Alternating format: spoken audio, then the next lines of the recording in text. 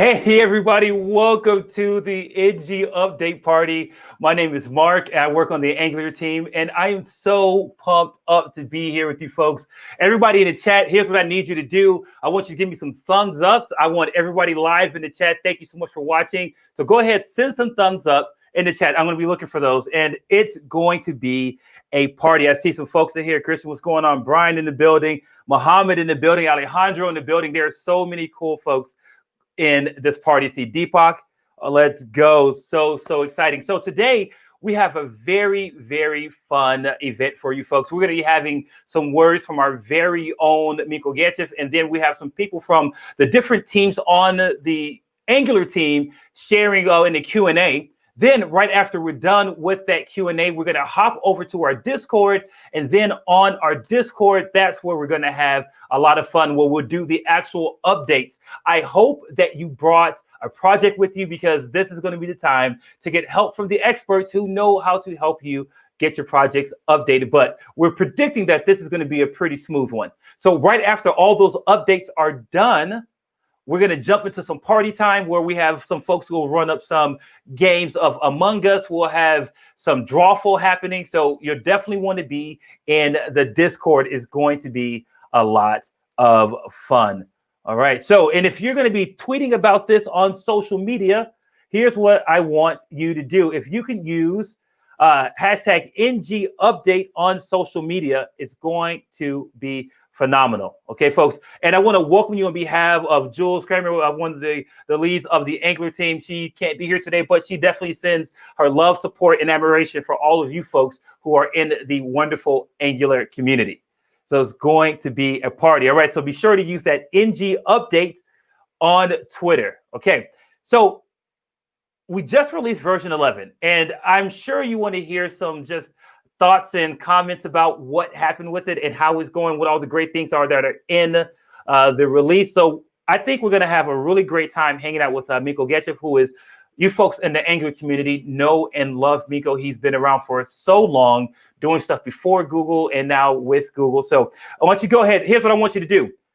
I see those thumbs up. You folks are great. Now, I want to get some applause in the chat. So send those applause emojis as we welcome our very own ngUpdate.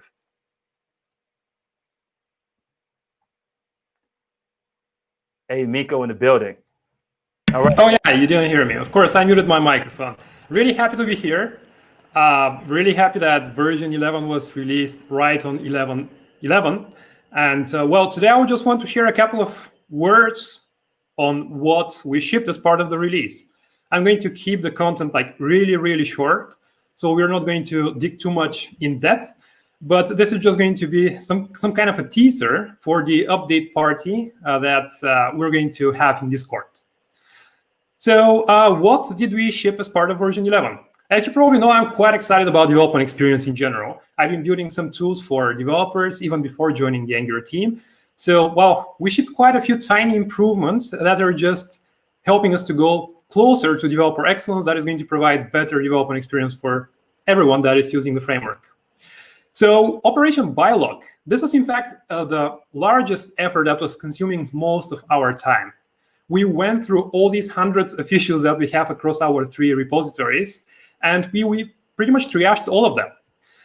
In the meantime, we went through and fixed some of the most highly requested issues that weren't going to break everyone. So we did a lot of improvements in forms. We did quite a few improvements in the router, and last but not least, we resolved the 3rd most highly requested issue, or in this case here, a feature request, in the Angular's internationalization mechanism. So now you can use translation strings outside of Angular templates, and well, this is already available. As next steps in Operation Bylog, we want to take care of all the different pull requests that folks have opened towards our 3 main repositories: framework, components, and CLI. And we would want to come up with better processes to manage community contributions. So next, we built some features for faster applications. Probably the biggest feature that we shipped as part of version 11 in terms of improving your load time speed is inlining of fonts. As part of this effort, we are scanning your index.html. We are finding your Google fonts. We are following the link pointed out by href. We're fetching this content and inlining it directly in your index.html. This is going to speed up your largest contentful paint and generally make your application faster, because this way your users wouldn't have to send an extra HTTP request just to get these style sheets. Component harnesses, that is another feature that we continued improving, in fact, in version 11. Now we have component harnesses for all the material components. You can use them to test your material components, both unit and end-to-end tests, in a way that is not coupling you to their internals in terms of DOM and even styles. So what you could do with harnesses is just interact with these components in your tests. Experimental Webpack version 5 support. This is another chunk of work that was pretty high priority on our list, and it took us quite some time as well.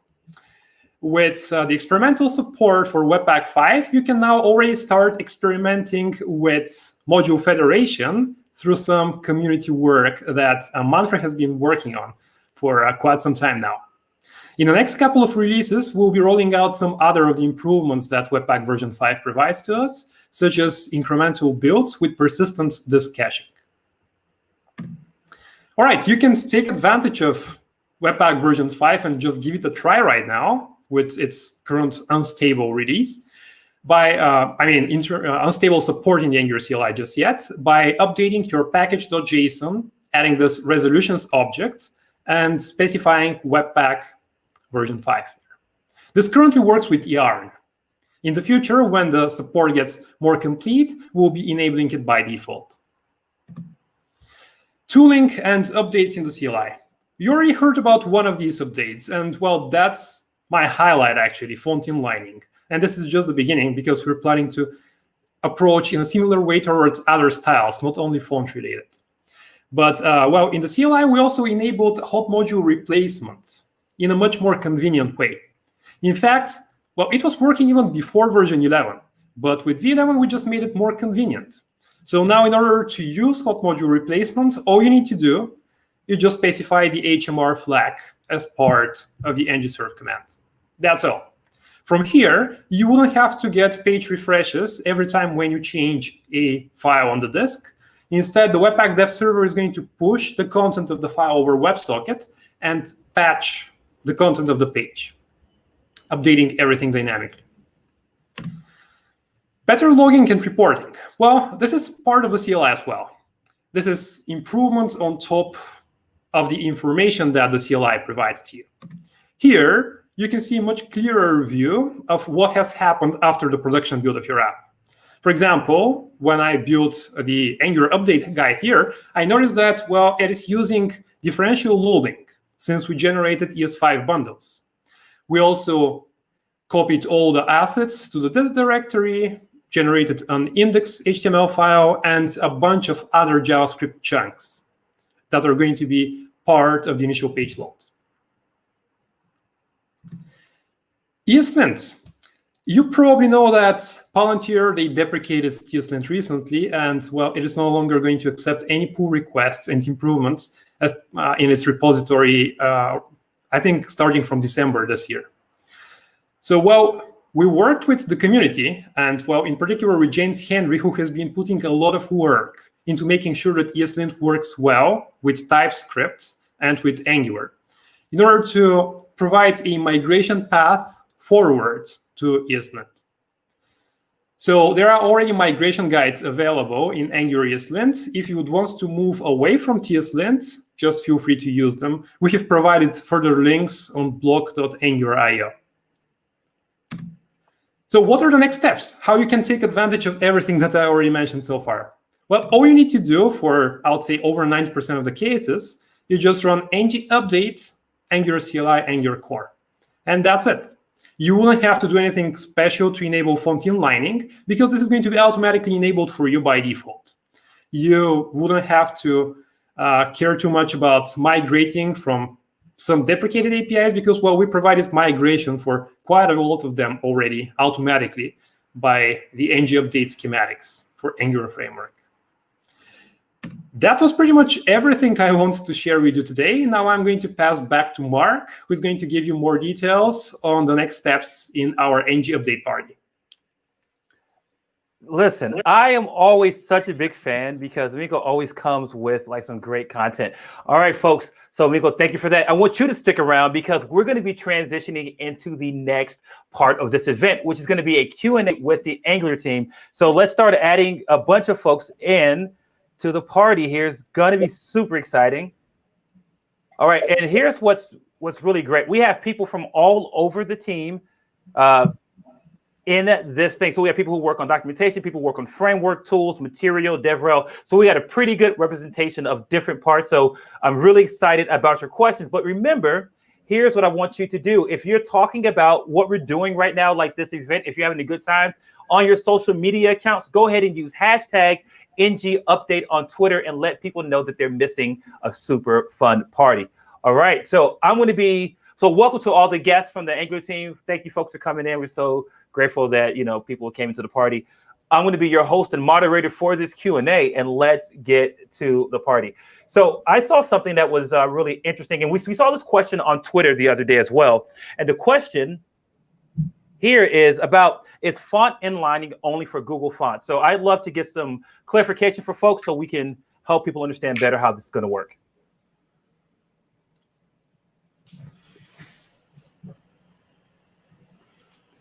Kim, do you want to take this one? Sorry for putting you on the spot. Yeah. Yes. So I think font inlining is maybe a bad name because it is indeed only for Google Fonts, and this is mostly because of Jeremy. If you can correct me if I'm wrong. It's mostly because of components, right? Which is by far the major use case for this. But we did not rule out the possibility of including more into that list. More fonts into that list in the future. Yeah, I think it probably would be fair to say that Google Fonts is by far the most popular font hosting service, and so that makes sense to support as the first version and then expand it over time. Okay, awesome. And so folks can know who these amazing people are. Definitely introduce yourself and say which part of the tool you work on. I think that'd be helpful so people can know just how amazing you folks are. All right, here's another great question. So when do we plan to drop View Engine related code? Are there plans for that? When do we plan to do it? Who wants to jump in and take that one? As soon as we can. I'm Jeremy. I'm just one of the TLs for Angular components and framework. And it's one of our bigger priorities on the team to get rid of all of the View Engine code. The reason that we haven't yet is that we still have some of our infrastructure kicking around that still depends on it. So the language service is one of the bigger things that Alex and Keen here have been working on. And I think there were some questions about that. There's also some internationalization work, message extraction that needs to be updated for Ivy. And then there's also some APIs in the framework that need to be updated in order to take advantage of Ivy things as well. So for example, if you're familiar with component factory resolvers, that's something that under Ivy, the need for that just goes away. And you can have simpler APIs. And so coming up with and finalizing those simpler APIs that you can use with Ivy is also going to be part of that.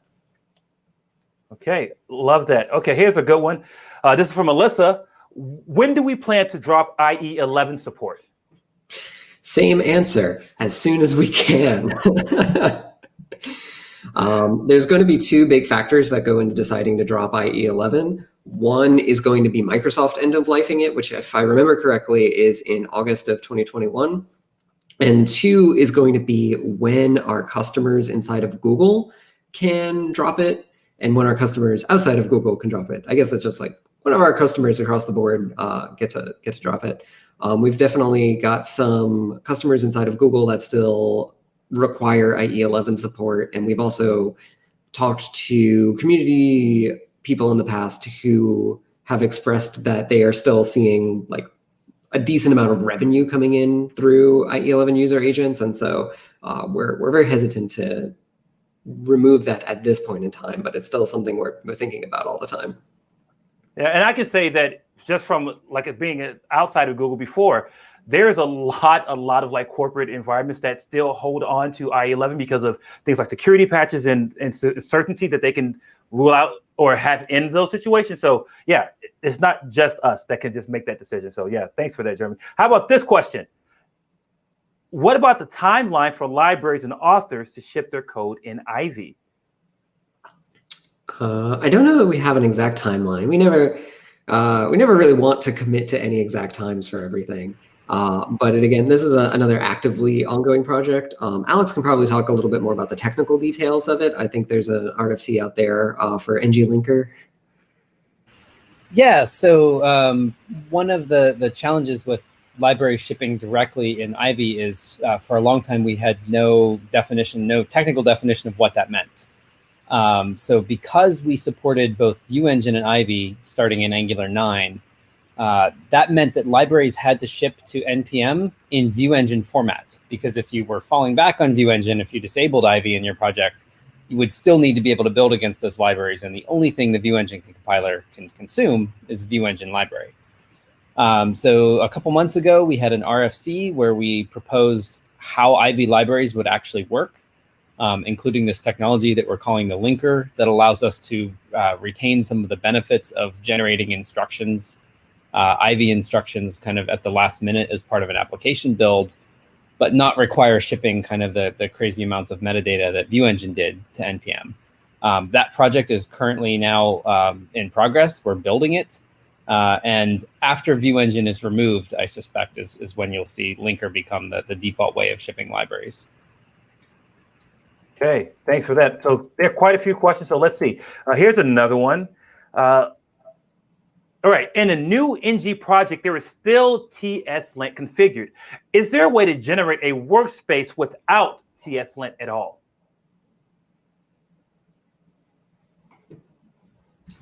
I can take this one. So I'm Keen. I am the TL for Angular tooling and the Angular CLI. So yeah, for version 11, TSLint is still installed by default, mostly because we want to give people a heads up on the eventual deprecation of TSLint. But in the future release, we are planning on dropping it entirely. Okay, awesome. All right, let's see. This is a little bit longer question. All right, so it looks like Laura says, any plans to make an easier API for lazy loading non-routable modules? I can share a few words here. Yeah, this is on our roadmap. We definitely want to make the APIs for lazy loading individual components much more ergonomic. This is actually in our future section of the roadmap if you check it out. So this is something that we haven't get to just yet. We are hoping to do some work in this direction in the future. Still hard to commit to a particular deadline. Okay, great. And we're going to make sure we drop, for folks to know what the roadmap, if you haven't seen it yet, we're going to drop the roadmap right there in the chat, so you folks will be able to get a link for that. Very fun. All right, so let's get another question. All right, Minko, hope you're ready. I think this is going to be fun. Can you tell me more about the Angular DevTools that is on the roadmap? Yeah, Angular DevTools is a Chrome extension that is going to allow you to debug your application in a similar way that Augury currently does. You'll be able to see your components, their nesting, and also preview their state and update it. But also we're planning to add some performance profiling capabilities, which are going to help you understand when your change detection gets triggered, how much time do you spend in the individual components, and in what. Are you heavy on change detection, lifecycle hook, or output execution, for example? This is still under active development, so we're working on better integration with the framework at this point. Okay, great. All right. Angular Elements need some love. Are there any things on the roadmap about Angular Elements or any future plans that we can share? I'll say there is definitely a lot of stuff in the backlog for Angular Elements that we're very much aware of. Admittedly, aside from bug fixes and kind of smaller changes, there's nothing near the top of the backlog or the roadmap for Angular Elements, just because we have so many other pressing things. Yeah, that's really it. Okay. I just want to plug one thing just to remind folks that right after this live stream concludes, head over to the Discord for Angular. We're going to be there hanging out, helping people get their projects updated. And then don't also forget that, listen, ngUpdate on Twitter. Make sure you do that. Very, very fun. Let's get a couple more questions. I think we got time for a couple more. You folks are doing great. I love this. All right. Oh, this is fun. KK asks, are you going to automate the module splitting in a library like Angular Material has? I don't quite follow the question. Keen, do you know what this is talking about? I think I need more details to be able to answer this. I'm not 100% sure what it's asking. Okay, KK, if you're still out there with us right now, go ahead and put some clarifications and we'll try to get back to your question. All right, so let's see. Oh, I've heard this question before, so let's address this from Christian. Are there plans to reintroduce the solution style tsconfig.json in the Angular CLI? Yeah, I think for this feature, we implemented it right after it was introduced in TypeScript, and we found, based on user feedback, that there are a lot of ergonomic issues that are not addressed. So eventually we reverted the feature, but we also are in touch with the TypeScript team at Microsoft. So we have actually told them what the users, the problems that users ran into while using solution style tsconfig. So based on that, I think they are going to take some, make some actionable items out of it. So when that gets addressed, the fundamental issue is that it makes the whole IDE experience less ideal because we are taking features away from users, but it is more correct. So we need to strive for balance between the two.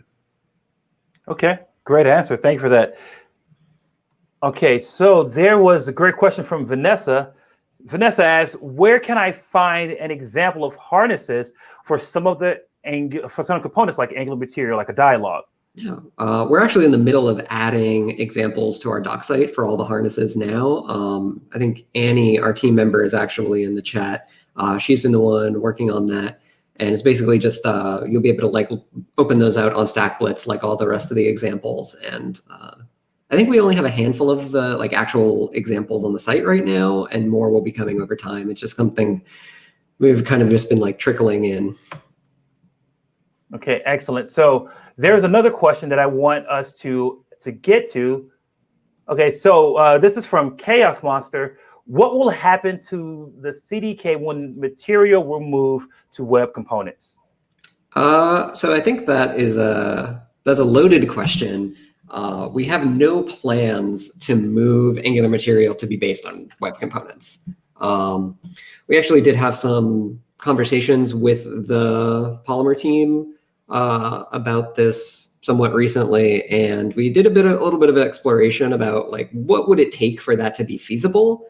And we found like it would require actually a pretty significant amount of work, and it would be a bit of a paradigm shift for Angular customers. And that is something that's, you know, not perpetually off the table forever, but it's something we have no active plans to do.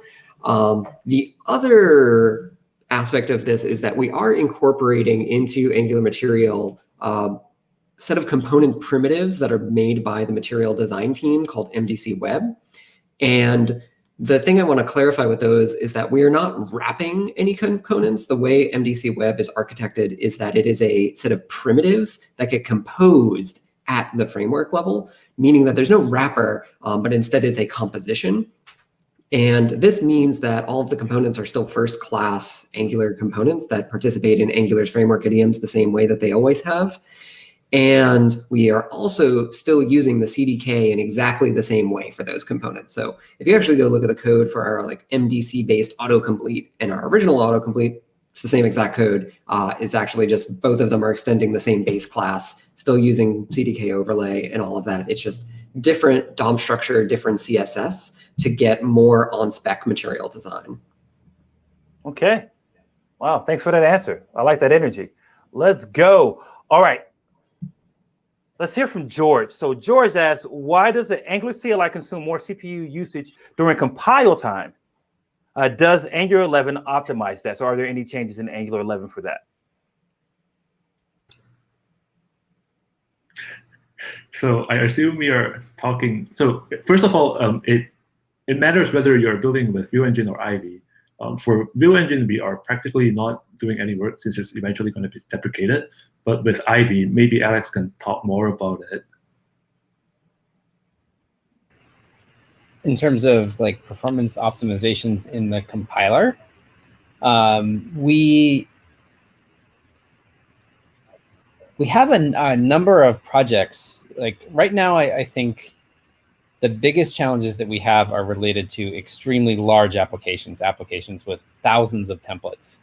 And we have a number of projects that the community has given us of example applications of that size that we're benchmarking with and continuing to optimize things for. In particular, we have an Angular contributor, Yost, who's been working with us on the compiler. And he's submitted in the past couple months a number of fixes that really improve compilation time. He's really aggressive about tracking down some of the bottlenecks that we have. So I don't think we don't tend to aim these things at major versions. So these fixes tend to go out in patch releases. So you don't have to wait for 11 or 12 or anything. It'll just get better over time. Okay. Also, I'll chime in on that one. Yeah. This may be silly, but why does the CLI consume more CPU during compile time? Because it's compiling. Compiling does add to the process. But before we run out of time, I do want to say that KK came back with a clarification. So let's follow up on that one code splitting module question. So, I mean, if we have a huge lib, it could be nice to have some tool to split it into, smaller modules, e.g. core, forms, etc. Right. So the Angular CLI does that to an extent already. Keen, do you want to talk a little bit about that? Sorry, I didn't quite get the question. It's basically just talking about like tree shaking / module splitting and what the CLI does for that today.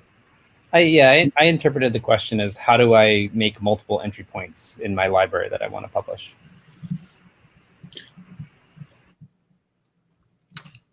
Multiple entry points. Oh, see, I interpret that a different way. Oh, interesting. Okay. Well, so while you folks think about that, okay, here's a documentation question. All right. Will there be official documentation for using localize in TypeScript?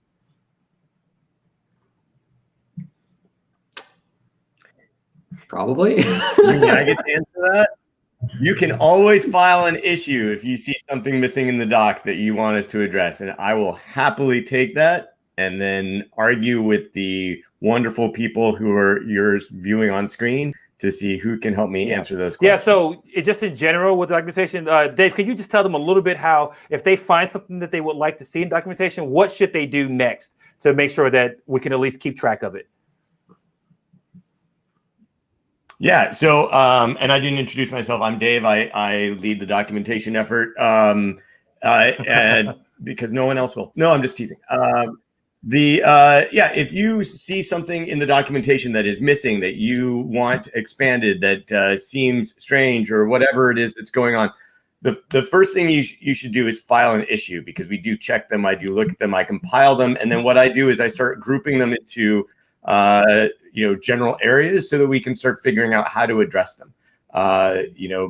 Fixing the documentation is not just a matter of adding more words. I want to make sure that we engage with the subject matter experts and we put the best content out there. So start with an issue. You can always, if that's a challenge for any reason, I'm on the Discord. I'm out there on Twitter. You can find me that way, and say, Dave, do something about this. And then the first thing I will do is file an issue so I don't forget about it. Awesome. But that's always this could be the time for our last question, because I think we're right at time. And Chow, listen, we didn't forget about you. We're doing the best we can. We're trying to get as many people as we can.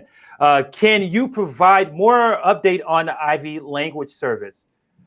Is it possible to opt into the Ivy language service? And in the future, I think they mean Angular language service. that's using Ivy? I think it's what this question is about. Yeah, so the Ivy Language Service is a project that I've been working on for the last few months now. We're hoping to have something ready for the community to take a look at and play with in 11.1. It might be possible to turn it on today, but I'm not going to say more on how you might do that. We're not quite ready yet for people to start trying it out and filing issues. We're still running down a lot of the challenges and bugs ourselves. But you can expect when it launches pretty complete feature parity with what the View Engine language service can do, which has actually been kind of a hard thing for us to achieve. The way the View Engine language service is written, it's completely independent from our compiler. And as a result, it has to redo a lot of the work that the compiler knows how to do, and it has a lot of things hard-coded in it. For example, if you have an async pipe, the View Engine language service has hard-coded, literally looks for a pipe named async and interprets it a certain way. With Ivy, we've tried to do something different, where the language service is using the compiler for its intelligence. And that means that it will work with all Angular code written, not just code in core or common.